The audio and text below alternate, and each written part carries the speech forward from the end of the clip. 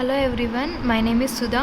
Here I am coming up with one more project which is of a smart traffic system which will be operates based on dynamic traffic. Why I am saying this means actually in metropolitan cities like if we see Bangalore, Hyderabad and all, in one particular direction there is a lot of crowd. In other particular direction there should be a less crowd. For that the more crowd in which direction we are having, that on that direction we have to give the signal to go, and other person has to be wait in the all the four directions. So for that here I am using totally 4 into 3 12 LEDs to show up that system or how we are going to control. As for that I am using 4 red LEDs, 4 yellow LEDs as well as the 4 green LEDs.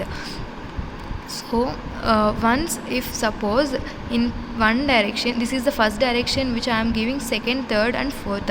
In first direction suppose crowd is more, then automatically green LED will glow and it will indicate that in this place crowd is more, so please allow us to ride. Okay, once in one, but if in this direction the green is glowing, in all the directions red LED should be in off state. Why? Because means red LED will indicate that stop. So remaining in all the directions red LEDs is glowing, in this direction green LED is glowing. Let's start our simulation. If you can see the output,